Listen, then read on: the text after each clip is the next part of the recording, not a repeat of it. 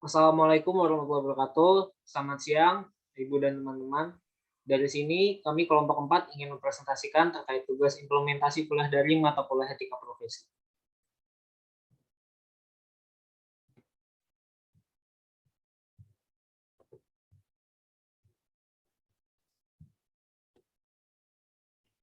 Ini anggota kami ada yang pertama ada Muhammad Abdul Rahman, saya Hamika Mustafa, Rafiq Auzar Mahendra, Muhammad Isanuddin, Ilan Ahmad Pratama, dan yang terakhir ada Rehan Gladi Febriana.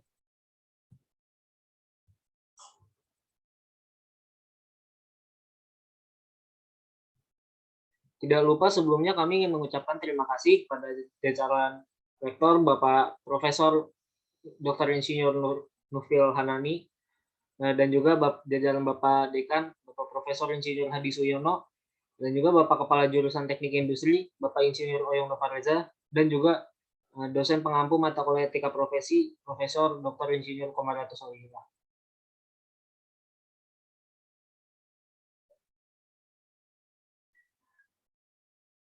Pada kesempatan kali ini kami akan mempresentasikan terkait review jurnal dengan daftar isi sebagai berikut.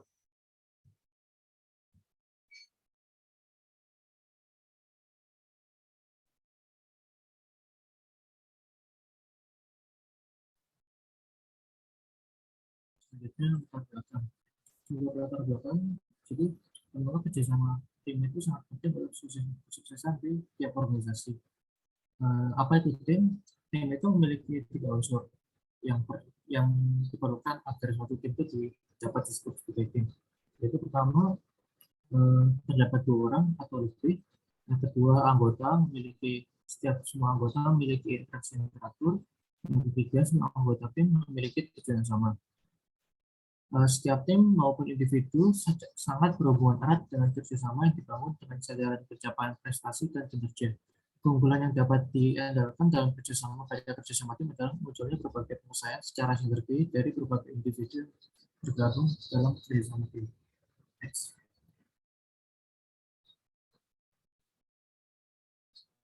Lalu identifikasi masalah. Yang pertama adalah pengembangan kualitas kerjasama dalam sebuah tim, dan yang kedua tingkat performasi sebuah tim dalam organisasi.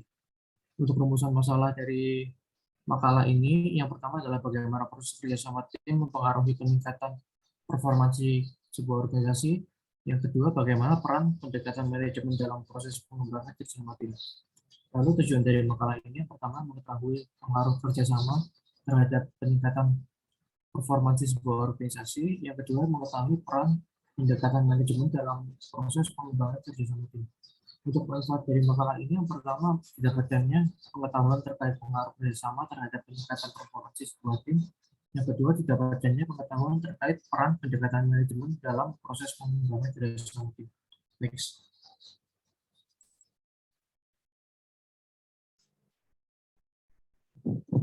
Berikutnya terkait tinjauan pustaka. Pada bab 2 tinjauan pustaka ini akan membahas tentang kajian mengenai suatu teori terhadap judul atau topik penelitian yang dilakukan.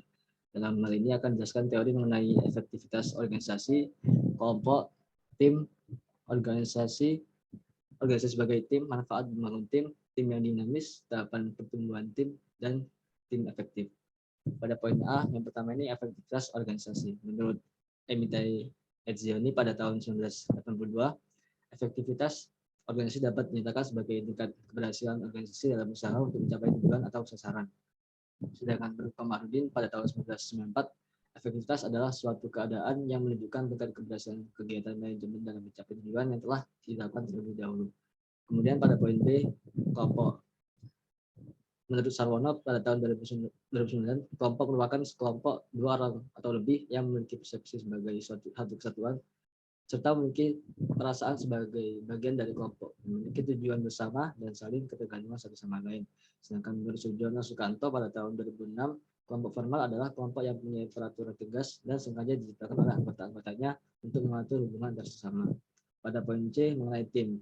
Tim adalah suatu unit yang terdiri dari atas 2 orang atau lebih yang berinteraksi dan berkoordinasi mengenai sebuah pekerjaan dan upaya-upaya untuk mencapai tujuan tertentu. Menurut Resi pada tahun 2006 menyatakan bahwa teamwork merupakan kegiatan yang dikelola dan dilakukan sekelompok orang yang tergabung dalam satu organisasi. Pernyataan di atas diperkuat oleh Dewi pada tahun 2007 bahwa kerja tim adalah bentuk kerja dalam kelompok yang harus dikelola dengan baik untuk mencapai sebuah tujuan atau menyelesaikan sebuah tugas.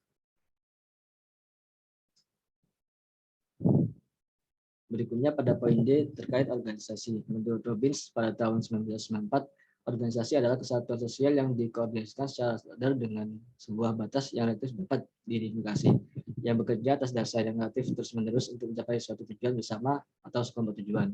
Sedangkan menurut Hasibuan pada tahun 2011, organisasi adalah suatu sistem perserikatan formal, berstruktur, dan terkoordinasi dari sekelompok orang yang bekerja sama dalam mencapai tujuan tertentu. Pada poin E, organisasi sebagai tim. Menurut Byrne pada tahun 2004, tim dapat didefinisikan sebagai sebuah kelompok kerja yang terdiri dari beberapa orang dengan kompetensi yang setara, di mana mereka bekerja secara ketergantungan dalam melaksanakan pekerjaan di satu organisasi. Berikutnya tahapan pertumbuhan tim. Menurut Bruce Tuckman dalam Covey dan kawan-kawan pada tahun 2005, tim yang sukses umumnya melalui 4 fase berikut. Yang pertama, pembentukan atau forming, yang kedua prahara atau storming, yang ketiga penamaan atau norming, dan yang keempat pelaksanaan atau performing.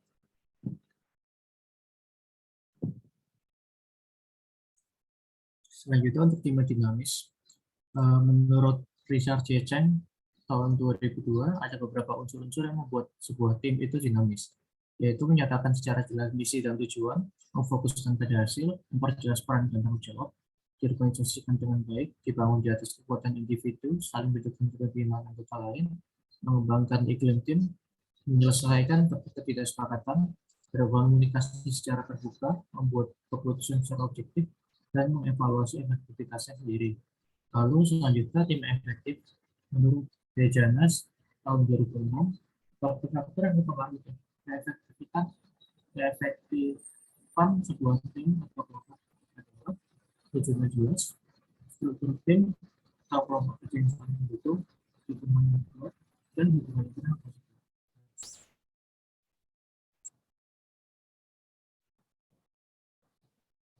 Selanjutnya, metodologi penelitian untuk juga makanan metodologi based effort untuk berpikir informatif and the responsibility of intelligence monitoring and management. Pada jurnal ini digunakan metode pendataan literatur yang ekstensif. Peneliti menganalisis 248 artikel dan menentukan bahwa hanya 33 sesuai untuk penelitian ini. Di antaranya ada 13 makalah ulasan, 18 penelitian asli, dan satu orang khusus dan satu komentar editorial. Lalu pada jurnal yang terdiri capitalizing teamwork for enhancing project delivery and management interaction, agricultural declaration, pada jurnal ini digunakan metode penelitian deskriptif yang tinjauan metodologi. Metode pengembangan data yang digunakan questionnaire survey yang berisi 10 aspek dan 25 kerja tim yang relevan dengan produksi. Data tersebut kemudian melalui analisis reliabilitas, statistik deskriptif, uji T1 sampel, ANOVA, dan analisis faktor eksplorasi. Next.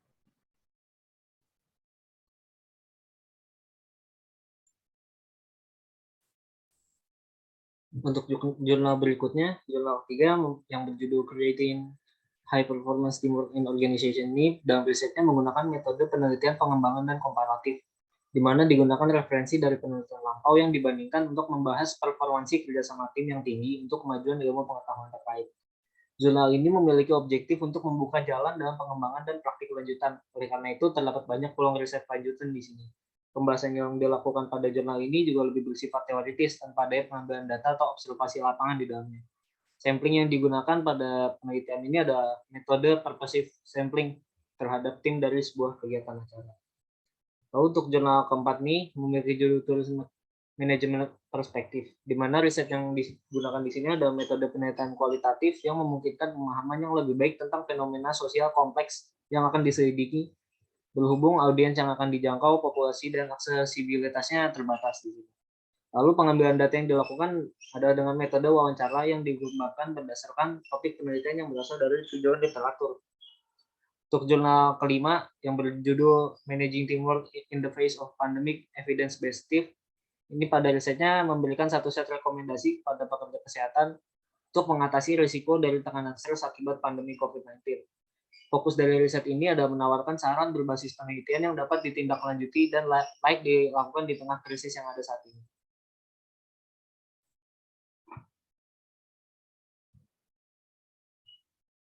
Pada bab 4 selanjutnya kami akan membahas terkait hasil dan pembahasan.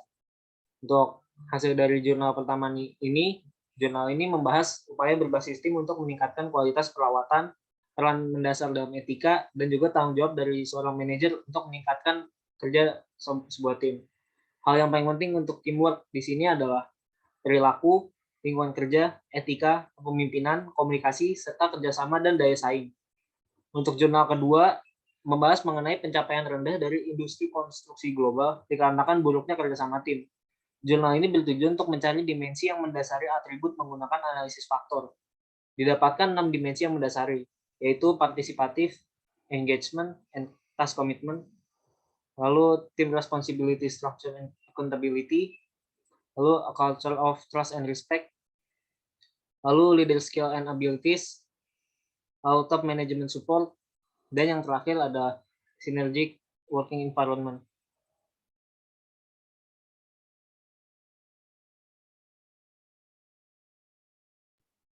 Selanjutnya ada creating high performance teamwork in organization. Nah, di sini jurnal ini membahas terkait bagaimana cara meningkatkan performansi kerjasama tim, baik secara teoritis maupun secara praktis.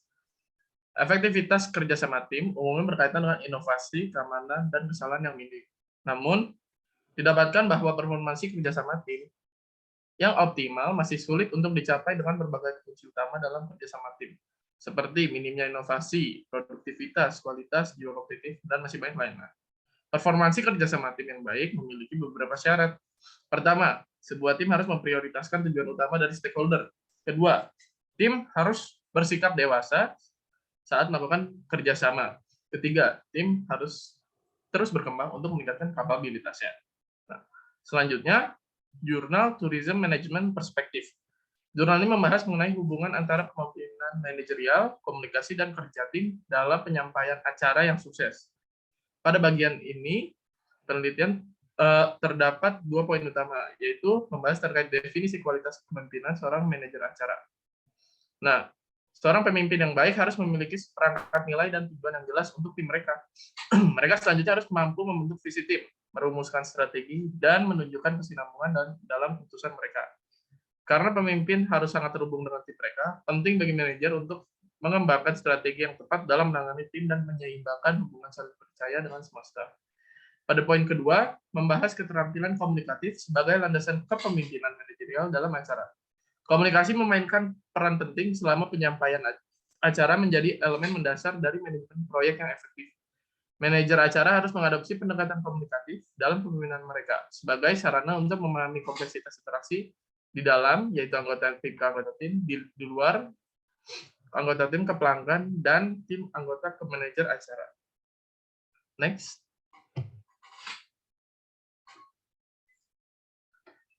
Selanjutnya ada jurnal Managing Teamwork in Face of Pandemic, Evidence-Based Tips.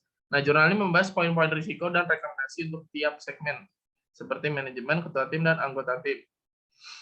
Poin risiko pertama membahas tentang keraguan terhadap kesuksesan tim. Nah, sehingga diberikan rekomendasi dan tips seperti mengenali sukses dan kemenangan tim. Poin risiko kedua membahas tentang berkompetensi atau tidak konsistennya model mental. Sehingga diberikan rekomendasi seperti memastikan tim mendukung shared mental models, melakukan diskusi dan berbincang, bertanya saat merasa tidak yakin akan prioritas atau ekspektasi. Lalu ada poin ketiga, yaitu membahas tentang perpecahan sehingga direkomendasikan untuk tidak melupakan orang di belakang layar atau mengakui kontribusi dari orang yang memiliki peran sebagai supporting roles. Lalu ada poin risiko keempat, membahas tentang kurangnya monitoring, sehingga diberikan rekomendasi menekankan dan mempromosikan pemantauan timbal balik tim, lalu melakukan pre-brief pada awal shift dan mengingatkan tentang hal yang harus dimonitor. Lalu ada poin risiko kelima, yaitu membahas tentang ketidaknyamanan akan speaking up, sehingga diberikan rekomendasi untuk mengambil aksi yang membangun dan mempertahankan keamanan psikologis. Lalu ada poin risiko keenam, yaitu membahas tentang terlalu fokus pada diri sendiri dan berkurang kewaspadaan. sehingga diberikan rekomendasi untuk membantu anggota tim sehingga dapat mengatasi masalah. Lalu poin risiko ketujuh yaitu membahas tentang kemunduran tim yang mempengaruhi kesiapan untuk melakukan tugas berikutnya dan ketahanan tim yang rendah, sehingga direkomendasikan untuk meningkatkan ketahanan tim. Ketika sebuah tim sudah menggabungkan tindakan ini ke dalam cara kerja mereka, mereka dapat meningkatkan kapasitas mereka untuk menangani tantangan berikutnya. Next. Mungkin setelah dari pembahasan dari pendahuluan sampai hasil dan pembahasan ini dapat disimpulkan bahwa yang kelima jurnal membahas terkait kualitas kerja sama tim atau kelompok. Untuk meningkatkan kualitas kelompok dapat dilakukan dengan komunikasi efektif, saling mengerti, memahami objektif tim, dan meningkatkan profesionalisme. Yang kedua, kualitas tim ini juga dapat meningkat apabila rekan kerja saling membantu, namun tetap bertanggung jawab terhadap tugasnya sendiri. Di dalam sebuah tim juga harus dilakukan pemantauan terhadap performansinya untuk meningkatkan ke depannya. Kemudian ada saran dari kelompok kami. Yang pertama, dalam membangun kerjasama tim yang ideal, sebaiknya tiap individu di dalam menumbuhkan kesadaran diri terlebih dahulu. Yang kedua, sebaiknya sebuah tim juga berorientasi pada tujuannya, namun tidak mengabaikan faktor SDM yang ada. Yang ketiga, jika terjadi konflik internal, harus segera diselesaikan agar tidak mengganggu tim dalam mencapai tujuannya. Yang keempat, seorang pemimpin sebaiknya dapat melakukan komunikasi yang efektif kepada para anggotanya. Dan yang kelima, dalam manajemen tim yang baik sebaiknya menghilangkan rasa keraguan terhadap kesuksesan tim.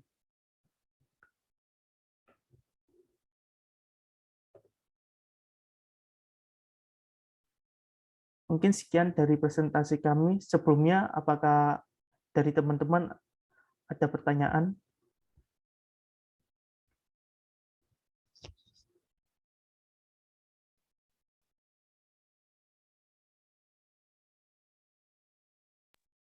Mungkin dari saya, perkenalkan saya Firzal, izin untuk bertanya.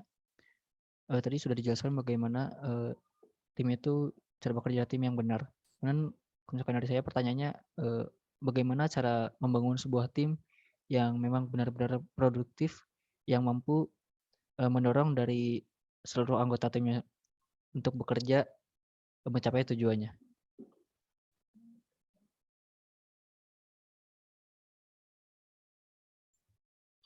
Mungkin untuk pertanyaan dari Firza itu bagaimana cara kita membangun sebuah tim agar tim ini bisa menjadi produktif. Mungkin dari saya izin menjawab. Nah, seperti yang tadi sudah dijelaskan sedikit juga, dikenalkan sebuah teori 4 fase, di mana teori ini pada fase pertamanya adalah fase forming, yaitu masa perkenalan dan mendiskusikan dasarkan dari sebuah tim tersebut.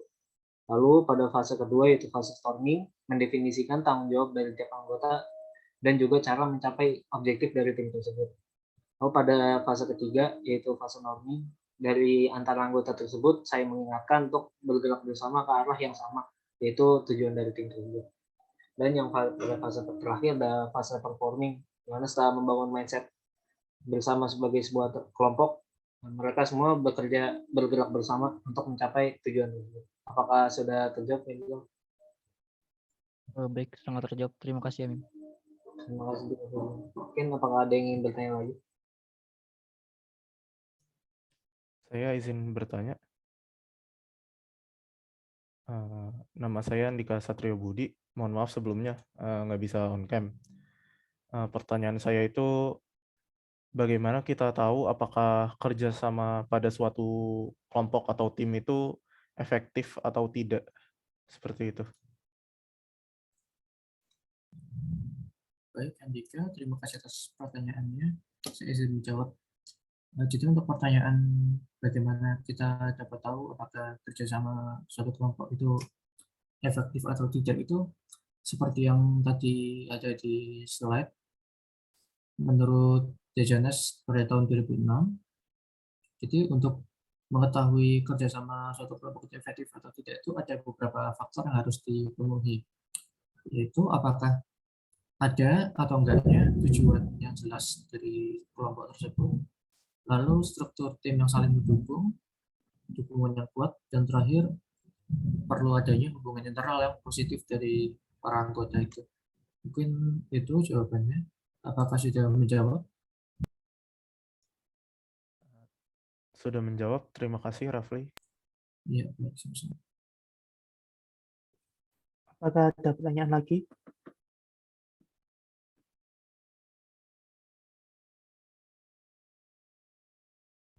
Kalau tidak ada, saya rasa presentasi ini bisa dicukupkan. Kurang lebihnya, mohon maaf. Wassalamualaikum warahmatullahi wabarakatuh.